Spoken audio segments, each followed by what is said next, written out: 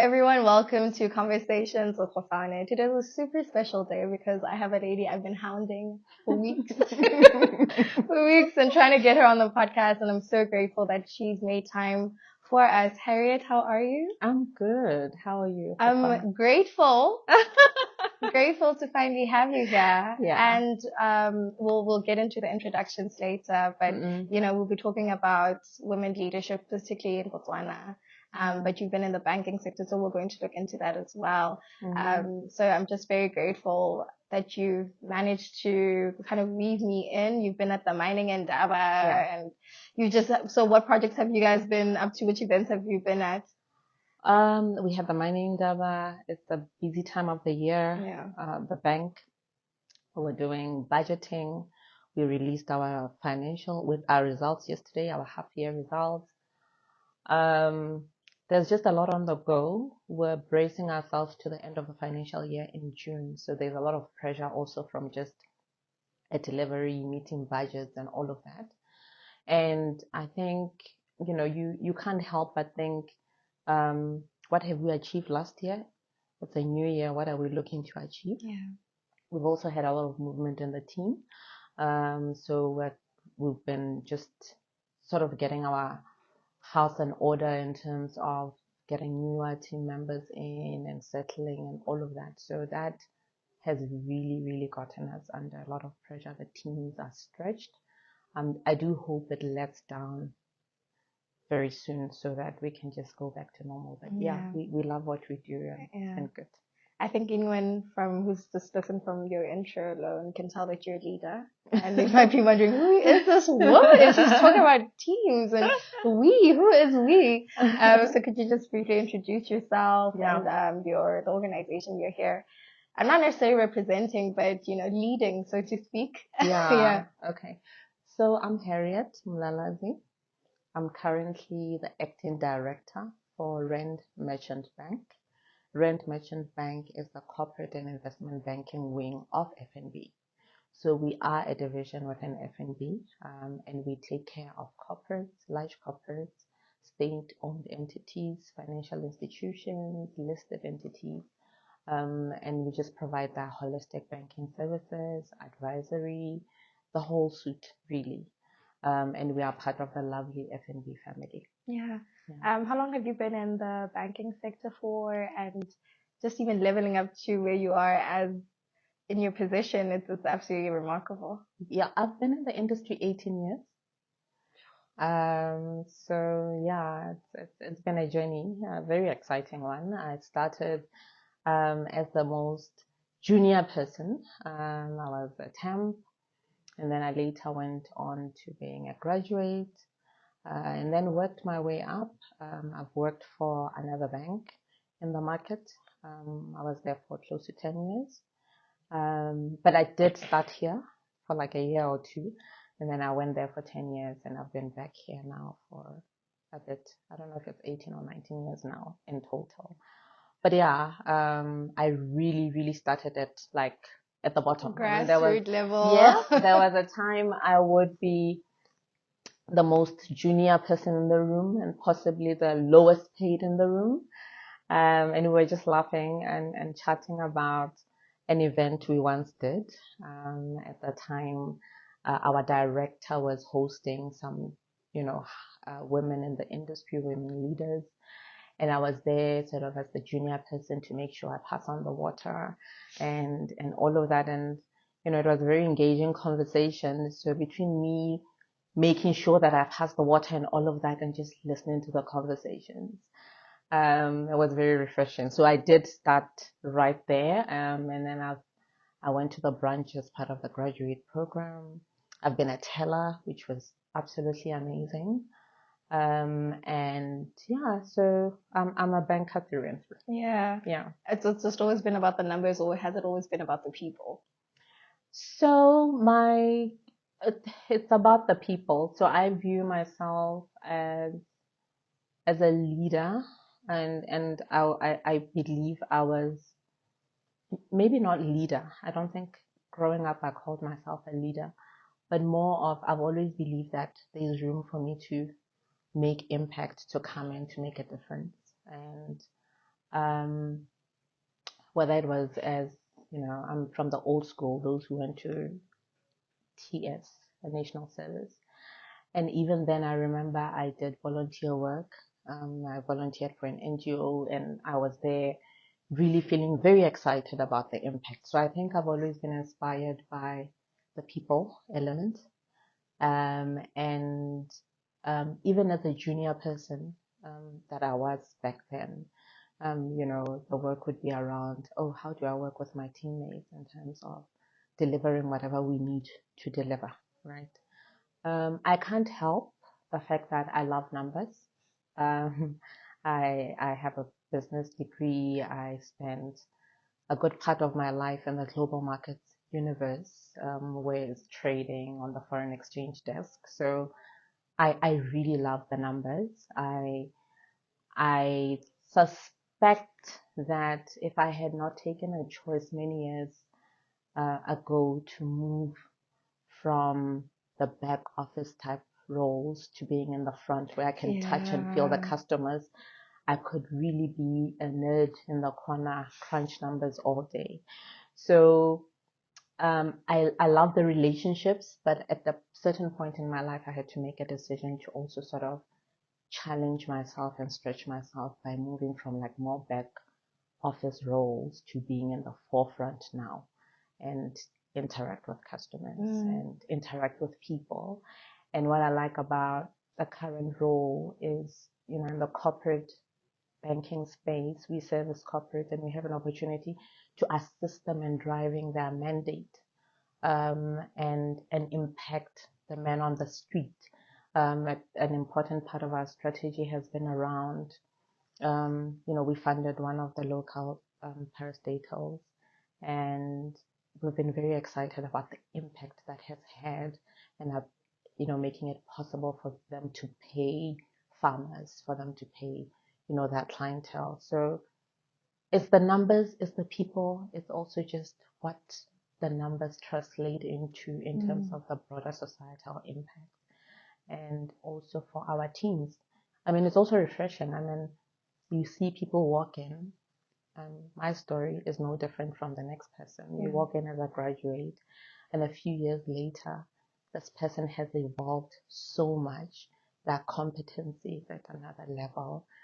They've been stretched, they are confident, and all of that. That is also it's fulfilling. So I think, to your question on the numbers, I love the numbers, but I think the people piece is more exciting. You've got me curious about your journey.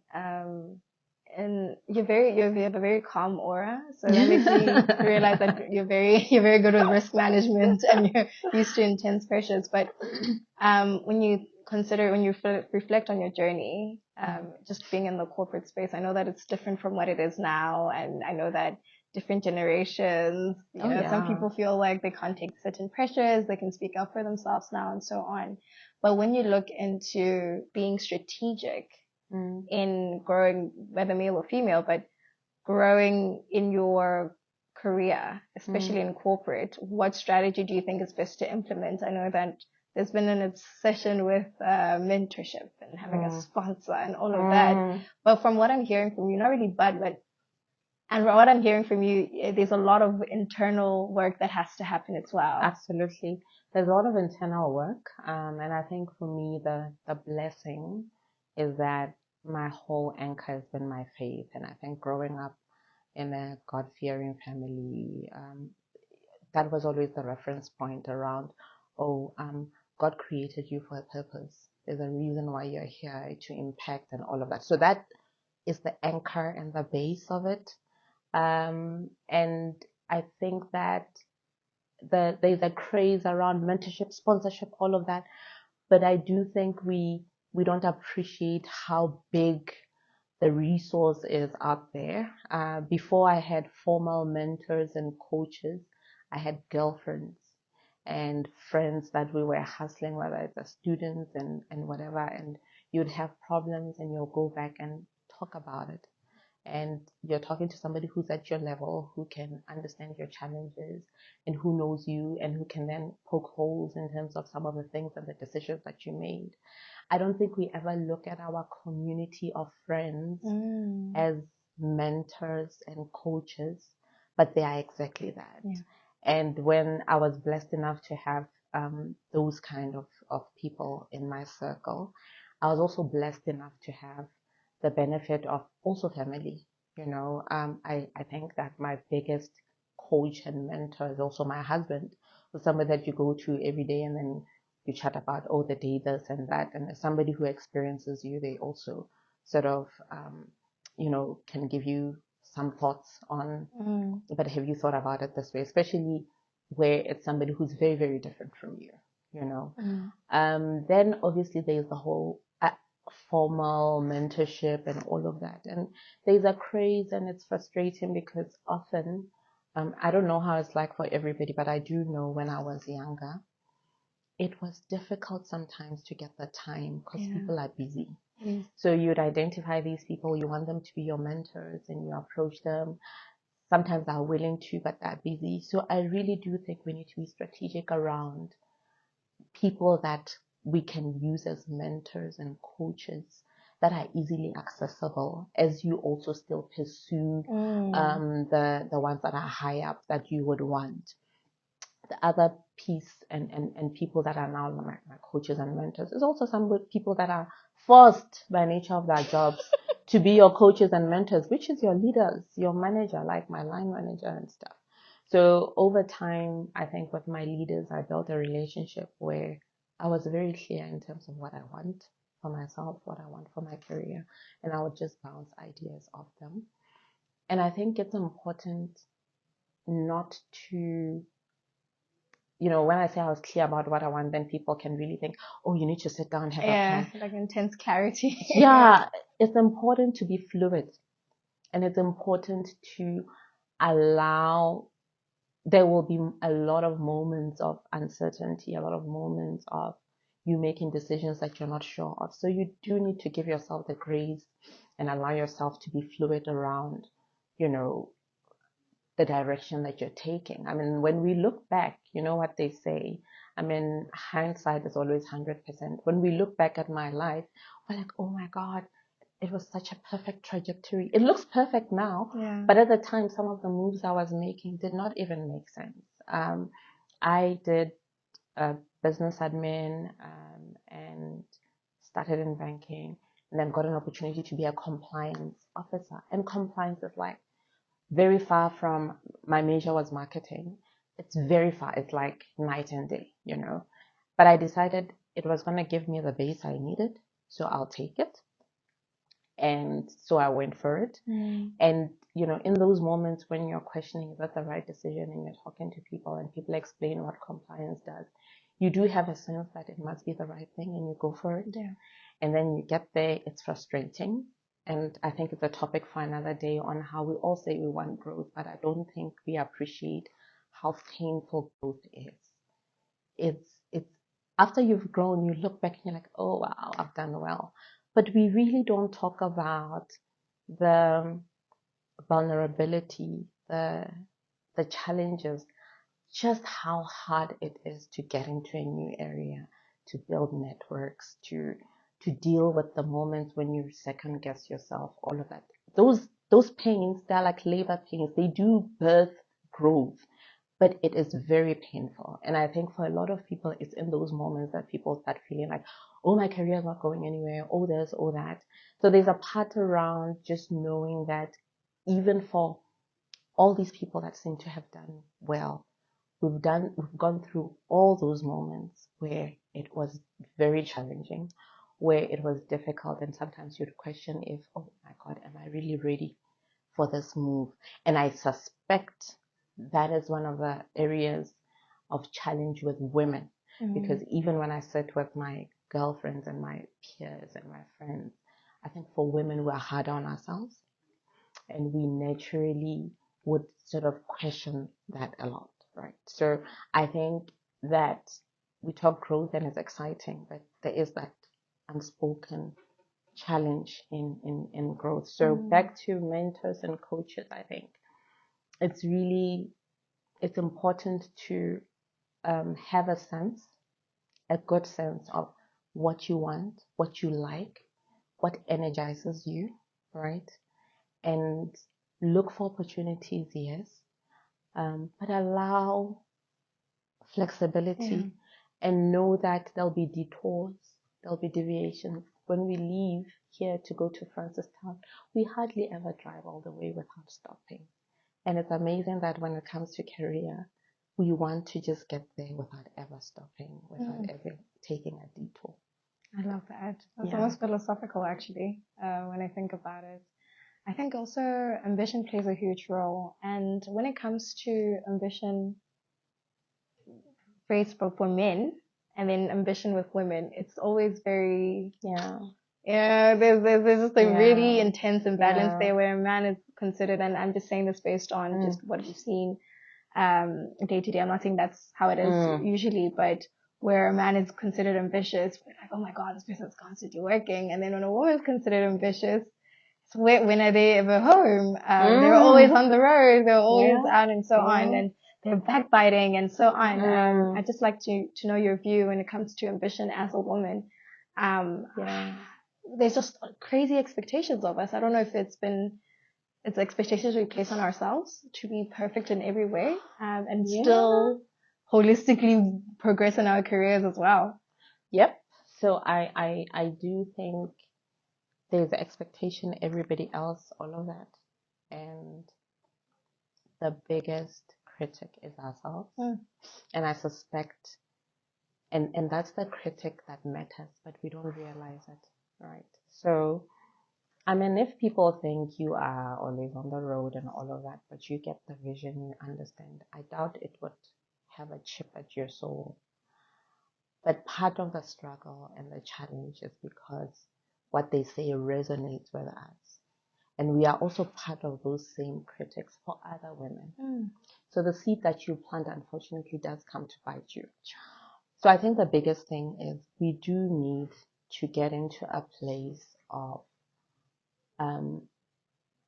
accepting. I don't know if it's like, I don't even think we should even be calling it ambition or whatever, but just knowing that, you know, we are full people. We've got multiple roles. We're multidimensional. We're daughters. We're all of that. And one of the things that we have is possibly your vocation. And for some, it's career. Others, it's entrepreneurship. Others, it's full-time mothers and all of that. And make peace with it. I mean, if you called a stay-at-home mom, is that the right? Yes, that's what they because I'm always sensitive around us using the right terminology. If you put her here, she would talk to you. She will tell you about pressure. She'll tell you about the struggle on, as a stay-home mom, you know, I'm struggling to juggle, you know, doing all this for the kids and then doing this for myself and all of that. So it's really interesting. There isn't a woman currently who's not under some type of pressure, right? And I believe that it is perpetuated largely by ourselves. And we also project it onto other women. So when you say, people don't say a man is ambitious, who are those people? Is it men saying that? We teach people how to treat us. So as women, we have collectively taught ourselves and taught everybody how to view us, right? So it was 18th February 2013. I think it was a Tuesday, but I'll check. I can't remember. I do remember the date, or Thursday. Anyway, and I was going back to work, leaving my 3-month-old baby after 3 months in confinement, right? And I remember that morning very well because the day before I was dreading it, and I bathed him, and I looked at him giggling, and I'm thinking,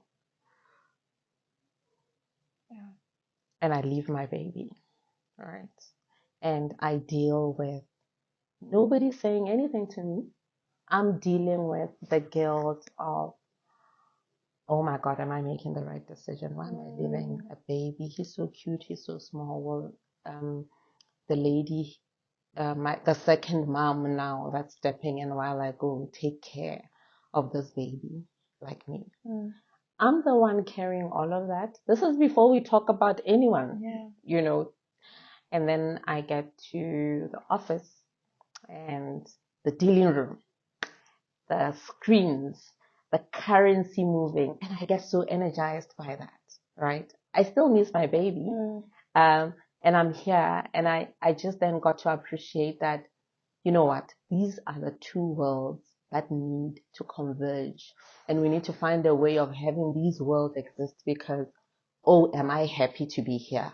And then my colleagues, I was working with a crazy, oh God, one of the best teams ever. We were back at it, the banter, the jokes. In no time, market opened, and I'm calling my clients and I'm finding out what they need, what are their plans, what expansions are they looking to do, what are they seeing. I was back, and I love this thing, right? And then, unfortunately, yes, I started dealing with, oops, I'm leaking, all of those things of being a mom and then needing to go and see my baby. And I just accepted that, unfortunately for me, that is my world, that is my reality, and I need to embrace that. I love this, so I need to embrace it and be happy with it and be confident about the decision I've made. And I think all the other women must too. If the decision is, I can't do this corporate thing, I need to take care of my baby, let's embrace it and do it with confidence ourselves and get that validation, like validate ourselves before we even need the next person to validate us. And as we give ourselves the grace, can we consider giving the next woman the grace? So next time you look at another woman and you think, but really check if you're not perpetuating the very stereotype we're trying to deal. Check if you're not being judgy. Ask if you would want your daughter subjected to the same, or your sister. So we can talk about people, we can talk about how ambition is viewed and all of that. That's, for me, that's number two. I think the big work must be done internally first by us. And if we talk corporate currently, I mean, all the women I know work so hard, right? If you talk about our industry, banking, and you talk F&B, I mean, I think our complement is 60% women. The executive is also, is it the executive that's 60%? Anyway, but we've got a large proportion of women in leadership. All right. So we're thankful for obviously the amazing leaders that went before us, because it means they broke the glass ceiling for us. But they did that by really working hard and fighting for that seat at the table. But now that hasn't stopped, right? We're at the table. We're part of the conversation. But that striving, that hard work, that burning the midnight oil is still there, because I suspect we haven't just gotten to a place of also saying, we're here, we've earned our right, let us deliver, but there's no need for the extra validation because we're here, right? So let's continue to strive and deliver, but also deliver in a way that can give the most impact, because the burnout is real. The issue of balancing career and life is also real, because goodness, we burn the midnight oil, but we also want everything else. And when you talk ambition for men and women, so yes, we want to succeed in our careers, but as a mom, I get so energized by just that side of my world. It makes me so happy. The family part, the mother, the wife, um, it's just such a beautiful part of my life also that I want to be part of this whole formula, right? So we do need to find a way of making those exist. We do need to find a way of having some sort of balance, although I don't like that word. Yeah. Right? I think we spoke about that.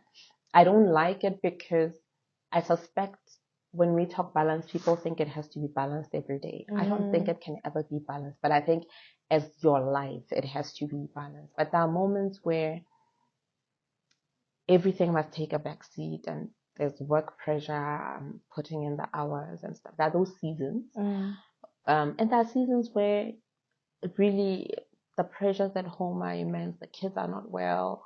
I just need to like have time out to take care of that side of life. And so I think that the balance can't be every day everything is equal. Yeah. But I think you need to get to a point where generally you are giving a good part of yourself to your career, to your family, to you. You need to have time for you to think, to reflect, to be a girl, to play with your other girlfriends, to enjoy, to sports, to work out, and you need to incorporate that into your daily routine because the benefits of that are immense in terms of also helping you with the pressure that you deal with. Earlier you just alluded to the blossom or mushrooming of female leaders especially executives in the banking sector, specifically in Botswana. I don't know if this was a conjoined agreement with inclusivity and diversity, or it's just a situation where we really do have these women who do, by merit, deserve to be in those positions. And what does it mean for banking? Is it something that's exciting for you? Because I know that women tend to look at things with a bit more compassion or a bit more ruthlessness. I'm not really sure. But it's been such a fascinating thing to see so many women kind of really blossoming. We don't have, specifically in Botswana, I'm realizing that we don't have the same conversation as our maybe counterpart countries. Regionally, we don't have. Africa, we don't have. Globally, we don't have. So look, I don't know. I wasn't part of it. I found it like this. But I do think that definitely I'm certain there were times where it wasn't. Actually, when we started, it wasn't always like this. So I do think that the women and the men played a very key part in creating an inclusive environment that affords people the opportunity to step into these roles on merit. I mean, I do think that currently we do have women stepping into the place. And I do acknowledge, though, that there are corners and areas within the bank where we need to do better. I think in the investment banking team, I was just reflecting on how all the investment banking transactors are male. And we now brought, there's one female. So there are areas for some reason where we do need to build that. And I think I look at also in the market on that specific area, it seems to be the narrative right across all the banks. So we do have areas where we still need to be deliberate and do better and encourage a lot more female participation. But as an industry, we've done really, really well. And I think that I can think of possibly very few instances in my life where I felt like I was disadvantaged because you're female. I'm female.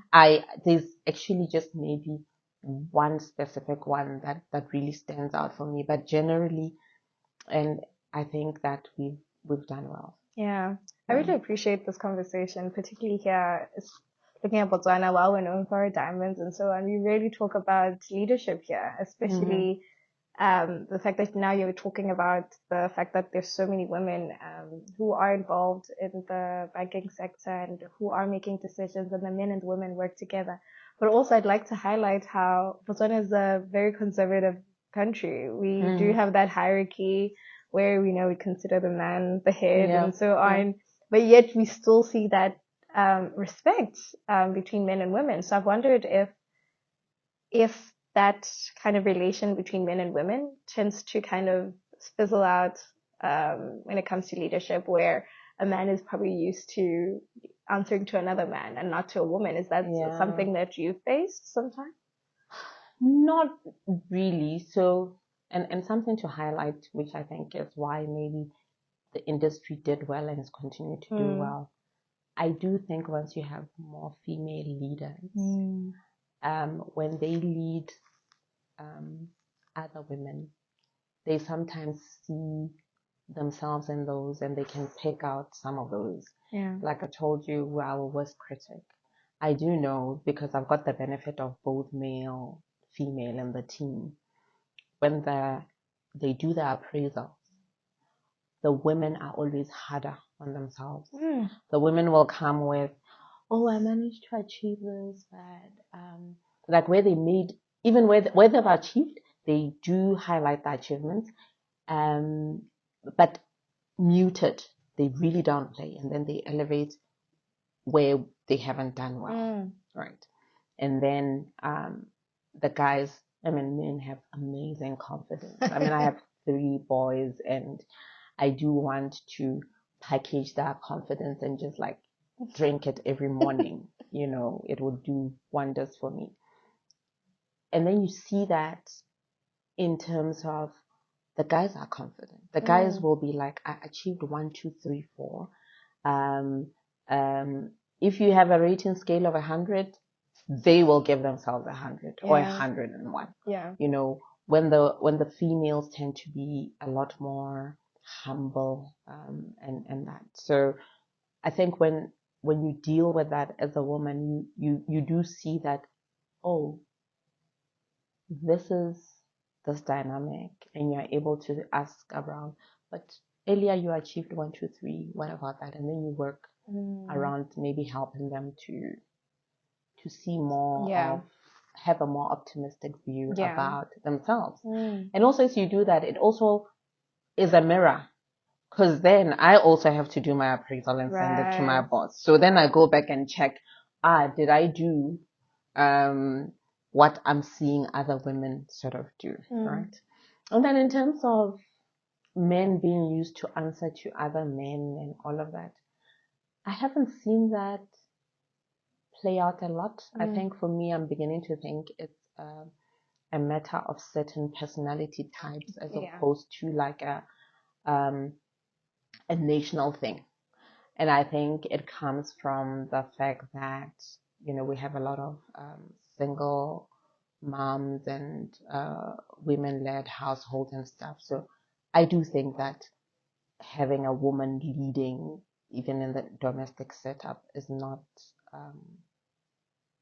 unusual. And then I also think that so I don't think it's a I don't know, maybe I don't know if we have power struggles. Even for us as women, and like most of my girlfriends are married, and I don't ever see them feeling like, oh, because I'm this at work, it means I'm the leader, or so I don't see I've never experienced somebody feeling like, maybe where I've experienced it, I attributed it to the individual's sort of personality. Right. It is there. It does play out sometimes, especially where you deal with, but it's not all the time, where sometimes you deal with an older person and that sort of thing. But it's very specific to individuals. I haven't seen it as a common problem, or maybe I don't pick it. That's another thing. That's another thing. Yeah. So I just haven't. Yeah, I remember the first time we spoke and you told me about your girlfriends and, they're all corporate, head corporate and so on. And you're like, but also, I kind of steal some of their workers. And I'm like, wait, what's going on? She's like, well, it's still a very competitive field. And I thought that was such an interesting relationship that you're still friends with, females who are in competing institutions, but you do so well. And I don't know, I don't want to use the word balancing as well, but. So, look, I think the days of competitors being competitors and there's bad blood and all of that, I think they're behind us, really. I think there's healthy competition, and even with those competing banks, we still have, particularly in the corporate and investment banking space, we have opportunities to do deals together where we collaborate. If we're needing to fund government, our individual balance sheet, if the requirement is significant, can't carry that. So we then have to collaborate in the market to do that. So there is a part about us collaborating as, on certain deals, that is. But then there's another part around understanding that we all are leading businesses in a competitive market and we're looking to do well. And unfortunately, the nature of the market is such that we've got very, very limited talent pool. So it will follow that we will poach from each other. I mean, our customers always tell us how there's one that says, actually, you bankers should just have a business card that is plain white with your name, because when I open my drawer, I've got 3 cards from you with different banks, So I think for me, what I like about the relationships that we have is there's maturity in understanding that we also need to deliver. But there's also friendships that you've built from when you were young and struggling at night and working in the corners and burning the midnight oil, and the connections that you made that you really can't shut off like that. And I think so it's it is what it is. We're in a market. I'm out to get new clients. Where will I get new clients? From my competitors, right? Yeah. And where does they also get clients from me. But so there's no need for that blood. Actually, for me, if where you do well and you win a mandate, it does mean you're doing something great. And it does mean I need to sharpen my pencil so that I can do better. Because if my client went away, it is because something was missing, something was lacking. So I really, really shouldn't, what do they say? You shouldn't hate the player, hate the game or whatever. Yeah. So I think, I do think, so that's probably it. I do think I've got amazing friends that the sisterhood, really, and we support each other. And so the fact that we're competitors doesn't seem to face. I mean, even it's competition outside, it's also internally where we're running businesses that do different things. But there isn't that competition. It's more collaboration. Yeah. I love that. I've been hearing just from my past interviews, and I think I'll just continue hearing it. It's just the word collaboration, and how it's even in the competitive edge side of things. It just shows that it's a different way of looking at things. And if you look at competition in a way of, it helps me grow. And I love what you just said about how, if someone is poached from you, if a client has gone to another bank, that means that I need to up my game, which is something I really love. Yeah. Also, taking us back to the first time we met, you said something that has been in my mind. You said, why do we call each other slay queens? Oh, you're just referring to women who are very flamboyant and how they look and quite expressive. I also had a little thing with the hair, and I was like, I don't think it's professional. And you're like, actually express yourself, just be you.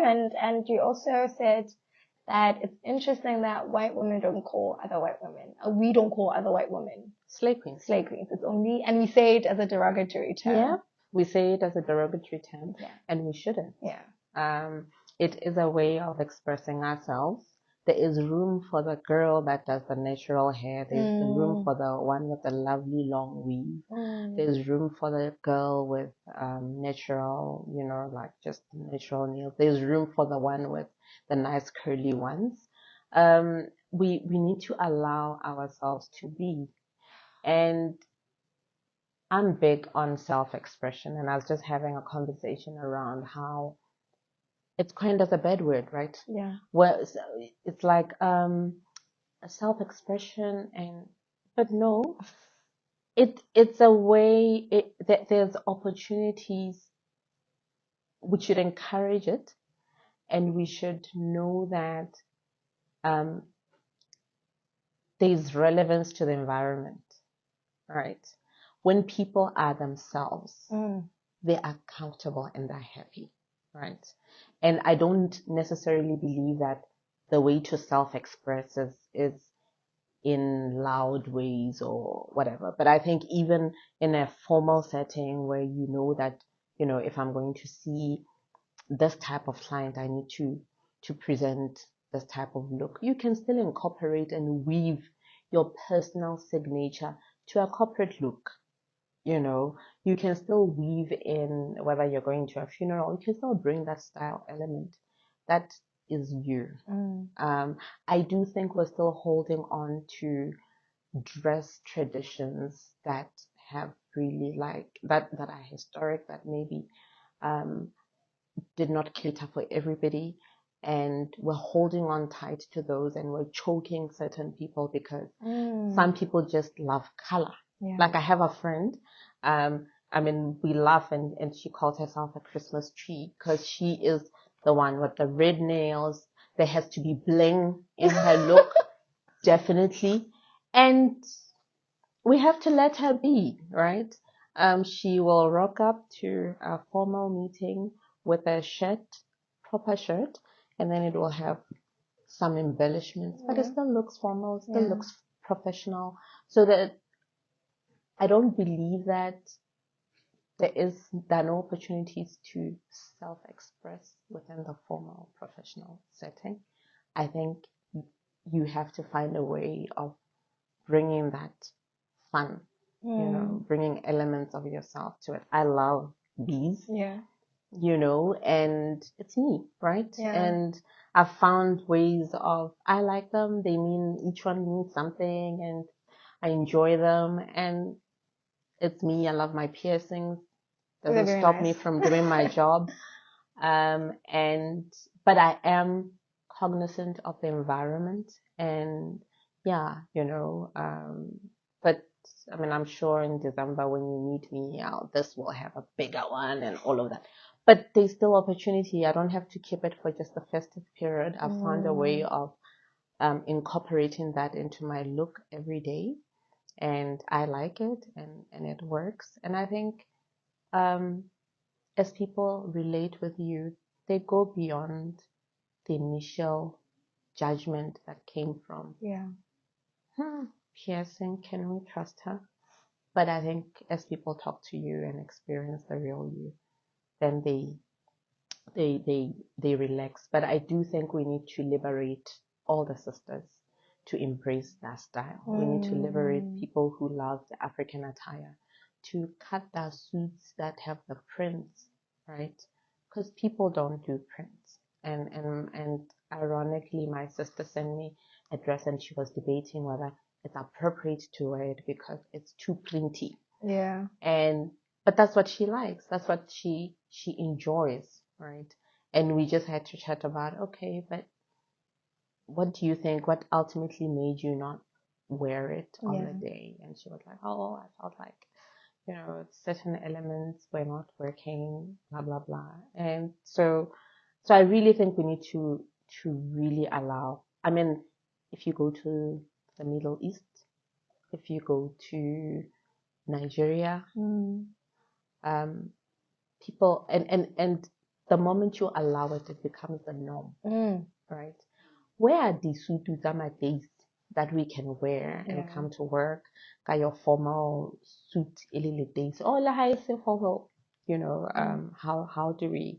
how can we sort of liberate the style? But definitely, I think we need to stop calling people slay queens. We need to allow the girls to be girls. We need to allow the ones who don't like bling, who are simple, there isn't a fight, a competition for style. It's all beautiful. Yeah. Right? And we need to let it be. The bold ones who don't do hair, we are all beautiful. Yeah. And we have to be allowed to express ourselves the way that we... And allow ourselves as well. We need to allow ourselves. Yeah. I promise you, we are our own yeah. worst enemies when it comes to that. Yeah. So, yeah. You know, when I was thinking, we did talk that at the time, first meeting after weeks of trying to get your attention.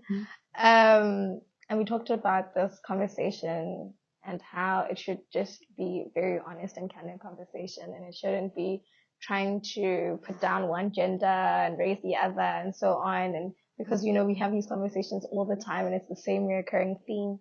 So I appreciate how you kind of really you've shown us that actually the work starts within. More than anything, and appreciating the circle around us that grounds us and helps us progress as well.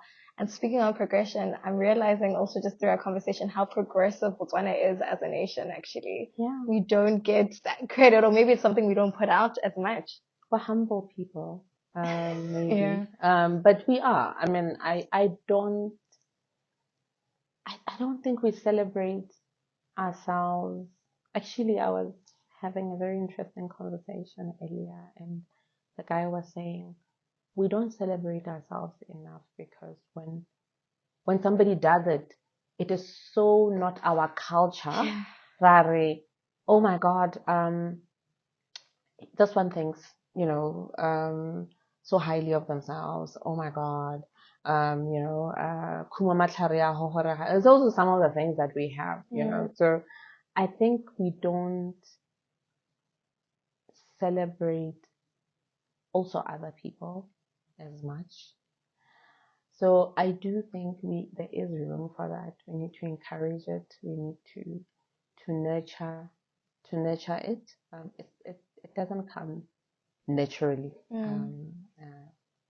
to us. I mean, but definitely something that we need to learn from the younger generation. There is a new, I mean, the younger guys are doing better, and they're bringing that whole narrative around celebrating successes, around picking what's working. I mean, there's a lot that we can really applaud.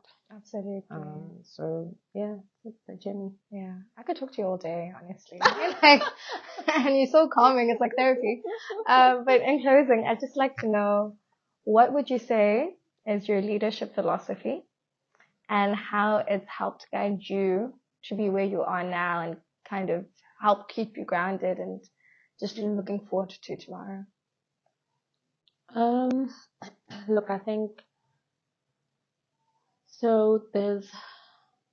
I believe, I don't know, I'm not, I believe that everybody is a leader in their own right? Yeah. It's not a role.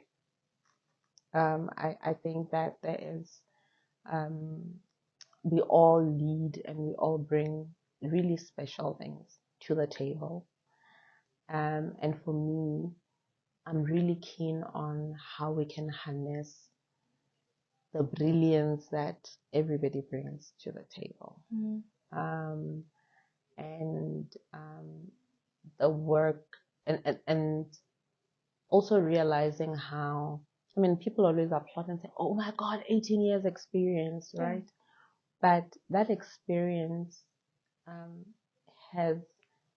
I've succeeded because it was fused with the inexperience of my team and the curiosity that comes from people who have never been burned, and sometimes they suggest things and then they bring a new way of thinking, and then we end up collectively creating something really special. So I'm leaning on my team a lot for reinventing me and helping me be a better person, I think, before even leader, because there's so much brilliance. I mean, we met and then you told me about that other interesting thing that I'm going to try. And so I love surrounding myself with obviously also people that bring different ways of thinking. The big work that I continue to do on myself, and I think it is how do you manage the fact that you've been around and you know so much? How do you keep yourself curious, such that you still allow the other voices in the room to be heard? Sometimes it's easy to just sort of go at it, but because you think, okay, we've done this like this before and it worked, and you want to go for the same sort of approach. So I think for me, it's just how do we get those voices in the room? And I love that some of the people that I've worked with for a few years now, they've gotten so confident that they will be like, in your age. No, I don't know. I just, like on the side, I don't think I agree with this. Have you thought about it this way? And, sometimes I know I have, but I still think, and then I go back and I'm like, oh, Actually. I think they were right. And then I go back and I'm like, no, but I've thought about what you said. I think we need to give it a try. And, other times I'll be like, no, I actually think we go this way. Yeah. But oh my God, I have like some of the most amazing things that I've even done just for me were because people in my team pushed me, and it just sort of made me a better leader. So a perfect future for me as a leader is one where I could liberate more voices and I could have more people be free to speak around the table.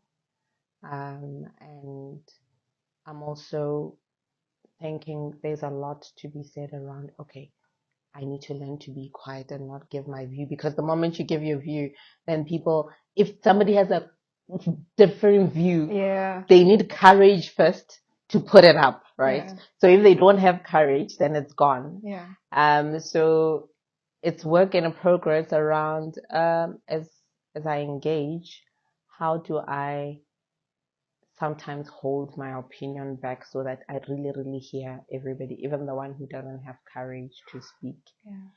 And it's not easy because sometimes there's pressure of time and all of that, and it's easy to just want to.